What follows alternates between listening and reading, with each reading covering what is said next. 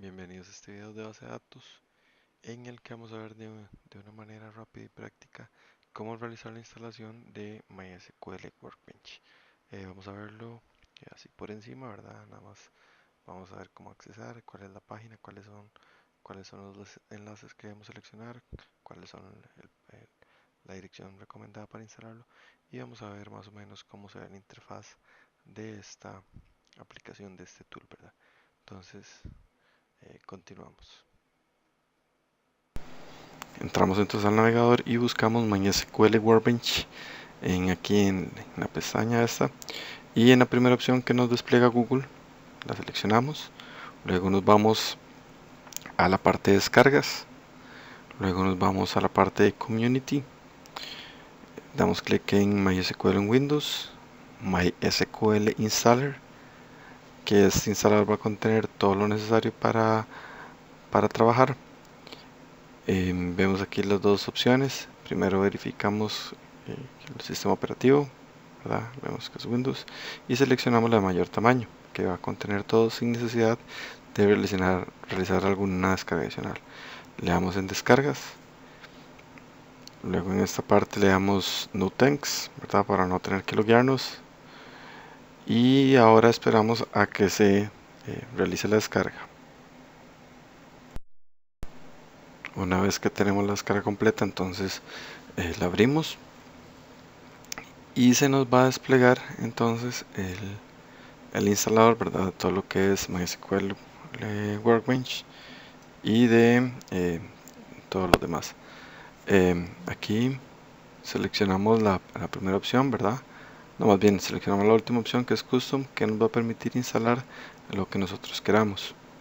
Entonces, iniciamos con esta pestaña, además SQL Server, que va a ser necesario para correr la base de datos, ¿verdad? En nuestra computadora.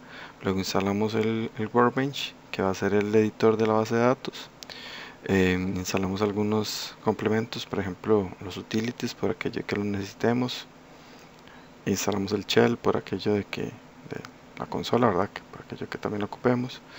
Y además en los connectors vamos a instalar el del Open Database, ¿verdad? El del C++, todo esto porque por si acaso lo ocupáramos. El J, que es el más importante, que es el que vamos a utilizar para Java. Y .NET. Y yo creo que ya con esto basta,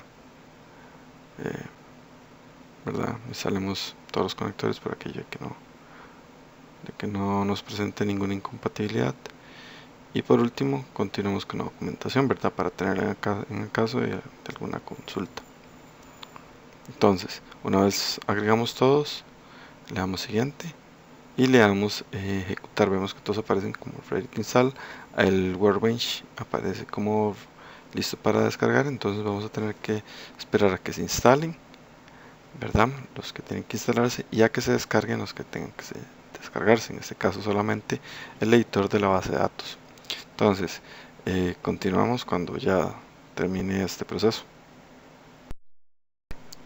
Una vez ha completado la instalación de todos los componentes, ¿verdad?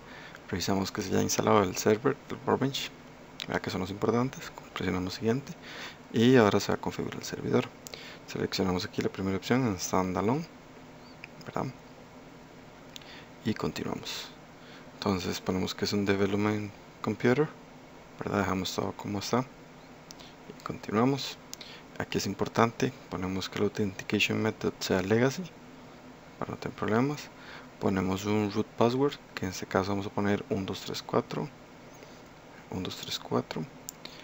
Y también yo les recomiendo que agreguen un user, ¿verdad? Por aquello de que se presente algún inconveniente. Entonces, por ejemplo, yo voy a agregar un usuario cuyo nombre es Jorge, ¿verdad? Y la contraseña vamos a utilizar la misma, 1234 y 1234. Ajá. Continuamos. Dejamos todo esto así como está, ¿verdad? En estándar. Continuamos. Esta parte también dejamos como está, ¿verdad? Esto si queremos utilizar algún otro tipo de plugin y extensión, pero la vamos a dejar así. Entonces continuamos y ya nos sale la lista de todo lo que se va a instalar, ¿verdad? Este va a instalar el servidor, que es el que va a correr en el atrás, ¿verdad? En el background, y va a cargar la base de datos. Entonces esperamos unos segundos a que se configure todo, ¿verdad? Se inicia el servidor, presionamos finalizar. Entonces ahora ponemos que solo nos habla el Workbench, ¿verdad? Que es el que podemos ver para ver cómo conectarnos al servidor, que es el que está corriendo en el background. Por un momento voy a cerrar el navegador, ¿verdad? Y esta es la interfaz del Workbench. Entonces, como vemos aquí el Workbench, que en próximos videos vamos a ver cómo se utiliza. Tenemos aquí varios modelos y vamos a ver cómo nos conectamos. Para conectarnos nos vamos aquí a Database, entonces en Conecto Database, y aquí nos va a salir, ¿verdad?, donde nos vamos a conectar, y simplemente tenemos que poner la contraseña root que seleccionamos antes y ya de una vez se nos conecta a la base de datos, y en la cual vamos a ver en videos más adelante cómo manipularla.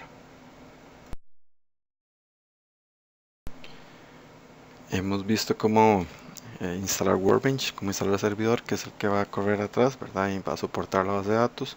Entonces, básicamente, esto va a constar de dos partes, que es, primero, en próximos videos vamos a crear la base de datos, ¿verdad? Utilizando MySQL Workbench, y después vamos a coger esa base de datos y la vamos a colocar en el servidor que acabamos de instalar, ¿verdad? Entonces instalamos Workbench, instalamos el servidor, y en el próximo video vamos a aprender a crear base de datos, colocarla en el servidor y ver cómo se manipula, ver cómo se accesa a ella, y ver qué otras cosillas podemos hacer, cómo podemos crear una base de datos y cuál es la mejor forma para hacerlo. Entonces espero que les haya gustado este video y los espero en los próximos, ¿verdad?